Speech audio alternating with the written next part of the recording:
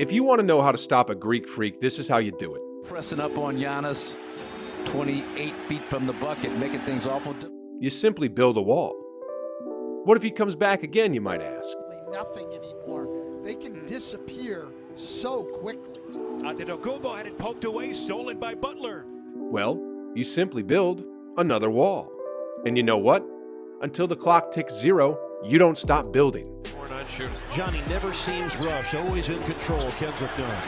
Good rebound. Let me tell you guys, the Heat's defense is the kryptonite to Giannis, and it seems that they've already avenged their sweep last season in the playoffs against his squad by blowing them out with a whopping 42-point win. This is a strong statement against the defending champs, which we all know has a bit of history with the Heat, because if you remember, it all started back in the bubble when the Heat upset the Bucks, and then the Bucks got even with them in the sweep last season in the playoffs, and now the Heat are back in the driver's seat with that lopsided win.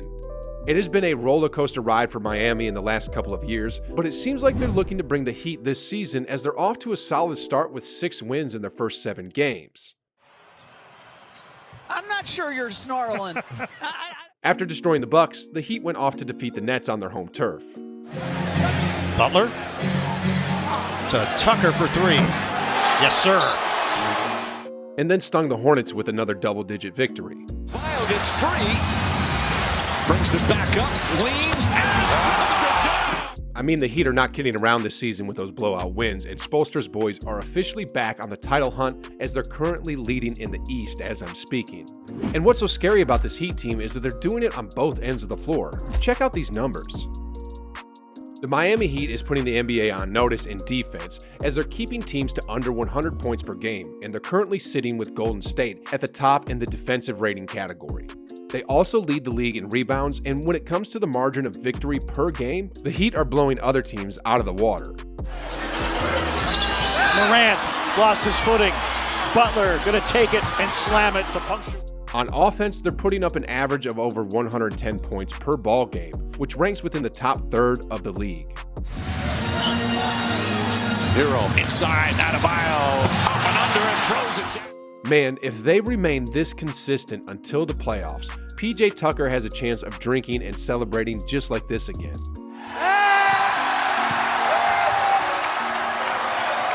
PJ Tucker, everybody! Now, out of those 110 points, more than half of it comes from these 3 players alone. Tyler Hero. Playing great basketball, but right now they're being dominated. Hero falling away. Bam Adebayo.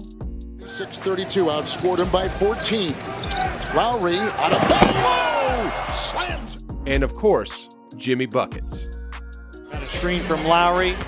Now puts it on the deck against Payne. Desmond the foul. And Hero was nowhere to be found against the Bucks last playoffs, but that's not the case this season as the third-year man has been locked in range so far, shooting 39.5% from downtown coming off the bench. Meanwhile, Bam has been cleaning the glass these last 7 games and currently ranks 4th in the league with 14 rebounds a ball game. He's also the main man down low that anchors the Heat's defense and serves as the premier rim protector. Lastly, Jimmy is the team's leading scorer with 25.3, and he has also been putting up solid numbers in other departments with 7 rebounds, 5.5 assists, 2.8 steals, while shooting over 50% from the field, 38% from 3, and almost 90% from the free throw line. Wait, after laying out the stats and performances of these 3, I think there's a chance that the Heat can be in contention for all major season awards if they continue to play like this. With Tyler Hero being the 6th man of the year because of his crazy shooting, Bam being hailed as the defensive player of the year with blocks like these. Kuzma. Oh my. Bam! What a play! And Jimmy Buckets, possibly hoisting that MVP trophy. I think if the Heat managed to land one of these top 2 spots in the East, there's a slim chance that my predictions would really happen. Anyway, we're halfway through the video and we're just only on the tip of the iceberg. I mean, we haven't even talked about Kyle Lowry. 20-point night. Lowry left free to fire from 3. Got it. Go in the corner. Doncic is there. Shot clock at 8. Lowry got it. The Heat's marquee acquisition this past offseason is who I think will make the team a much more serious threat as he brings his championship pedigree from the North down to the South with his on-court leadership.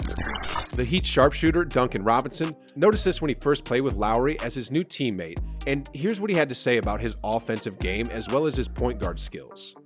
"I've seen it enough from Kyle to know that that's how he operates. And so much of shooting is rhythm, and a lot of it is finding the shooting pocket. But I honestly feel like more of it is kind of like the on-time, on-target type of thing. And he has a crazy, crazy feel for that. Seeing these first couple days of practice, the way he commands the floor and has an ability to find open men, just kind of see plays before they happen, is really special." Though he only averages 8.4 points, 4 rebounds, and 7.2 assists, Lowry's contribution can also be seen on the defensive end, and in case you didn't know, Lowry is one of those players who takes pride in playing tough D and sacrificing his body to get a charge. Racing in against Lowry and missing. Durant, contact.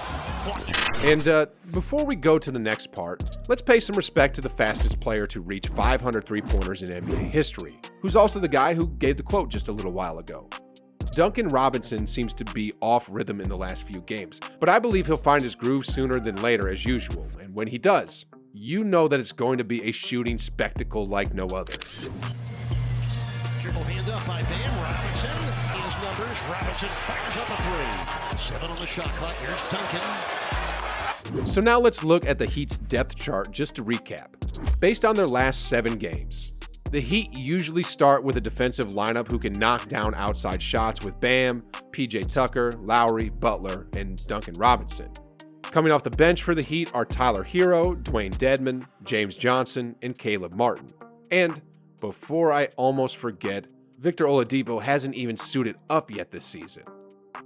We all know that the talent of this team is undoubtedly there already, but to go to the next level, everyone must buy the philosophy that Coach Spo sells. When you look at the Heat's lineup, from Bam to D-Rod to Hero to Jimmy to the new acquisitions like Lowry and PJ Tucker, you would instantly know that these guys scream Heat culture as we know of. Playing tough, scrappy, gritty defense, grinding it out for the whole 48 minutes until the final buzzer sounds off, and ultimately playing at the highest level. There's no better coach to run this bad crew of new-look Heat than two-time champion coach Erik Spoelstra. If you're looking for credibility, the man has been picked as the league's best coach recently by all the general managers in the NBA, and I think this recognition speaks volumes on how good of a coach he really is. And hey, if that's not enough, ESPN experts picked Coach Spo to be the runaway winner for the Coach of the Year award. So if we're going to add the awards mentioned earlier, the Heat definitely have a chance to take all the available trophies at the end of the season. This Heat lineup looks like it has no loopholes from top to bottom, and though it's too early to predict their fortune, I'm pretty sure that they've turned most of their doubters into believers with the hot start they're having. There's another team in the league, though, that currently sits on top of the NBA along with the Heat, and that's the Golden State Warriors. Have you ever wondered what's making them play so well, and are they headed to another 73-9 type of season?